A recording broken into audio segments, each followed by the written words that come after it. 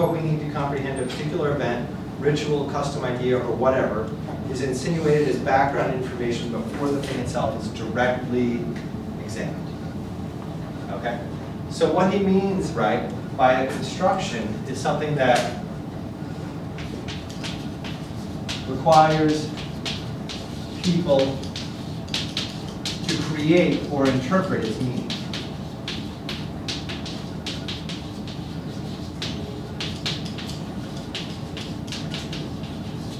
Right? So a construction is something that requires people to create or interpret its meaning, just like a wink and a twitch. Or the sarcastic wink, right? There's so many different ways in which a wink could fail that it sort of boggles the mind, right?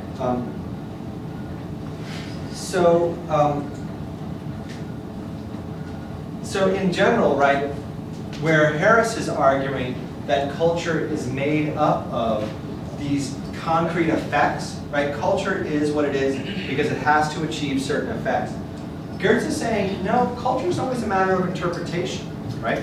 You can't even talk about culture having a concrete effect of achieving people's needs because it doesn't have concrete effects. It has to be constructed, right? It has to be interpreted first. Very nice. Now, one thing Geertz is remember that we talked about the difference between behavior and mental states, right? We talked about in order for people to have behavior, they have to have mental states, but also that we can't know those mental states directly. There are some anthropologists who have held that the way to define culture is to define it according to people's mental states, right? Who said, what culture is the ideas you have in your head and that you need in your head to understand what other people are doing.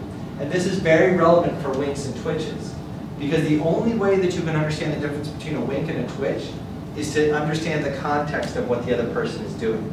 And so if I have certain ideas and beliefs in my head about why you would wink or twitch, like you would think, oh, that person is winking to me because he's a lascivious old man and he's coming on to me, right, etc. Right? Like that's an interpretation, right? And by having opinions in my mind about what that person is like, right, then I know I have an interpretation, right? So there's this possibility, right, that culture is just the mental states you need to interpret things. It's just the mental states you need to interpret what's a wink and what's a twitch. It's just the data in your mind. But Geertz is very clear he wants to contradict this. So let's look at a quote from Goodenough, which is the name of another anthropologist, in the middle of page 17. Here's the simple version. Culture is located in the minds and hearts of men. It's on page 17, right here about 2/3 down.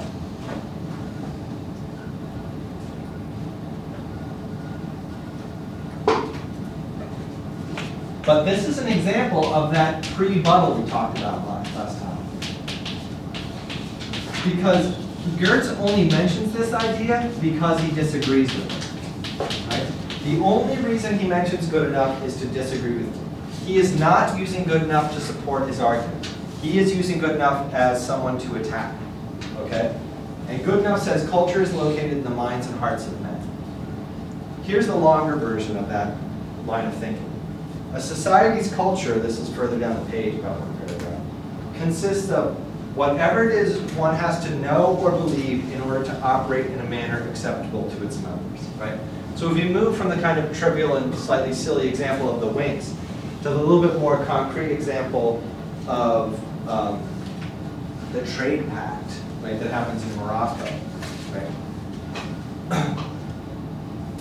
There is a sense, according to the theory that Goodenough is saying, that what culture really is the mental state you need in order to realize why someone might kill a lamb and then say verses from the Quran, right?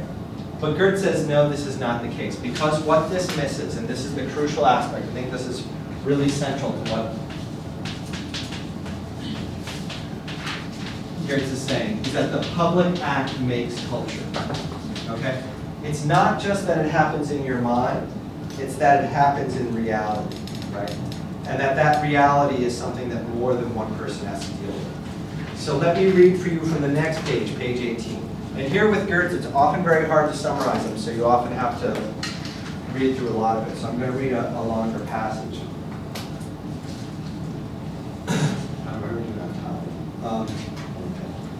To make a trade pact in Morocco, you have to do certain things in certain ways. Among other things, cut while chanting Quranic Arabic, right? That's classical formal Arabic like in the Quran. The throat of a lamb before the assembled, undeformed adult members of your tribe, right? So all the members of your tribe who aren't sick or housebound or in some ways not capable of participating have to come to the trade pact, and everybody has to be watching. And to be possessed of certain psychological characteristics, among others a desire for distant things. But a trade pact is neither the throat cutting nor the desire, right? The trade pact isn't the act itself, nor is it the mental event. It's the public act. It's the aspect of the act whereby it's performed in front of other people, right? Culture has to be performed in order to be interpreted, right?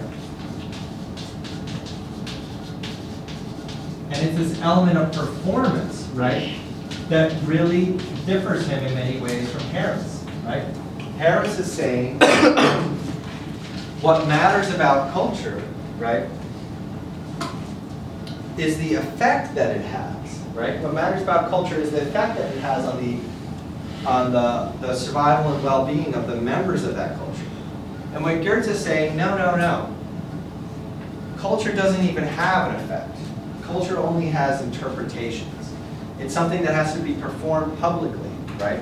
And you can't be just brought down to behaviors and mental states.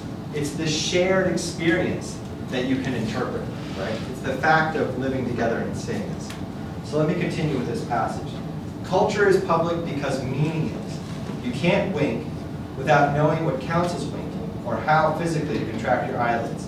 You can't conduct a sheep raid or mimic one without knowing what it is to steal sheep and how practically to go about it. But to draw from such truths the conclusion that knowing how to wink is winking, and knowing how to steal a sheep is sheep raiding, is to betray a deeper confusion as taking thin descriptions for thick, to identify winking with eyelid contractions or sheep raiding with chasing woolly animals out of pastures.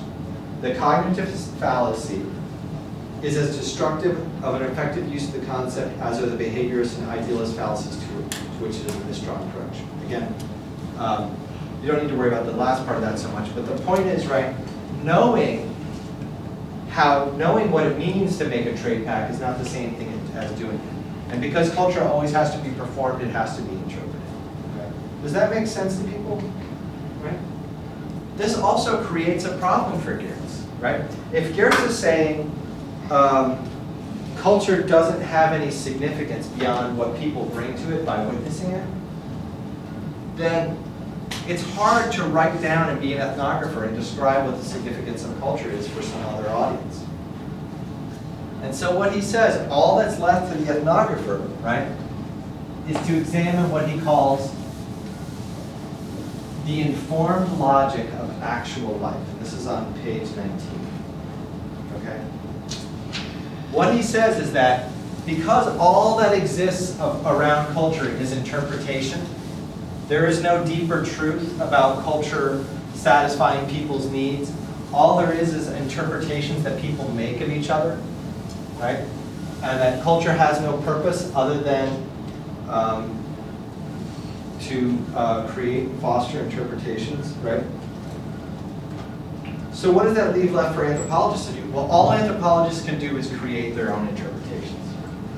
They don't tell the laws. There are no laws of a culture. They just make another interpretation, right? So they make their own interpretations.